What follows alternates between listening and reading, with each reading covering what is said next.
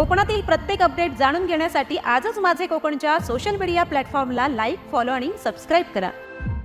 सिंधुदुर्ग जिल्ह्यातील कुडाळ येथील महावितरण कार्यालयावर आज शिवसेना उद्धव बाळासाहेब ठाकरे पक्षाच्या शिष्टमंडळाने धडक देत स्मार्ट वीज मीटर, वाढीव वीज बिले आणि धोकादायक भूमिगत वीज वाहिन्यांच्या प्रश्नावर अधिकाऱ्यांना जाब विचारला।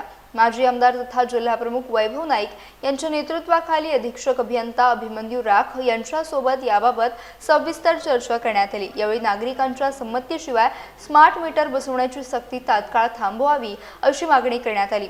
स्मार्ट मीटरबाबत नागरिकांमध्ये संभ्रम आणि नाराजी असल्याचं वैभव नाईक यांनी निदर्शनास आणून दिलं। यावर अधीक्षक अभियंता अभिमन्यू राख यांनी हे स्मार्ट मीटर अदानी कंपनीचे नसून विविध 4 कंपन्यांचे असल्याचे स्पष्ट केले। मात्र मीटर जोडणीचं काम अदानी कंपनीमार्फत केलं जात असल्याची माहिती त्यांनी दिली।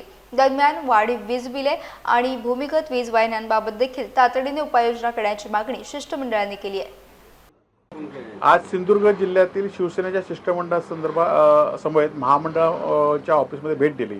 खरं तर सिंधुदुर्ग जिल्ह्यातल्या अनेक लोकांची अदानीच्या मीटर संदर्भात तक्रारी आहेत, तरी पण सरकारच्या जबरदस्तीमुळे हे मीटर बसवले जातात आणि त्यांच्यावर प्रशासनावर सरकारी राज्यकर्त्यांचा मोठा दबाव आहे।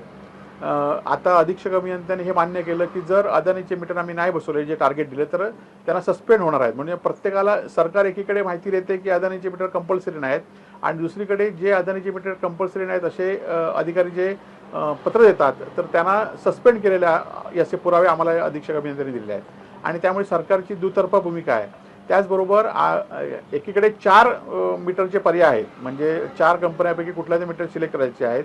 त्याचबरोबर वायरमननी स्वतःहून मीटर बसवायला जायचं नाही अशी भूमिका असताना सुद्धा ते जात होते आणि अधीक्षक अभियंत्याने मला आश्वासन दिले की वायरमन हे मीटर बसवायला जाणार नाहीत, फक्त अदानीचे जे लोक आहेत तेच जातील आणि ते सुद्धा जबरदस्ती करणार नाही असं आम्हाला त्यांनी आश्वासन दिलं आहे। जर कोणी जबरदस्ती केली तर शिवसेनाची गाठ आहे, एवढं जबरदस्ती करणाऱ्या लोकांनी आणि महावितरणच्या कर्मचाऱ्यांनी जे लाईनमध्ये असतील त्यांनी लक्षात घ्यावं की तुम्ही लोकांवर जबरदस्ती करू नका। त्याचबरोबर पावसामध्ये आता जे अंडरग्राऊंड केबलचं काम मंजूर झालं होतं 2-3 वर्षापूर्वी, ते आता पूर्ण होत चाललेलं आहे, परंतु त्या कामावर सुपरविजन नाही। त्या ठिकाणी अनेक ठिकाणी भ्रष्टाचार झालेला आहे।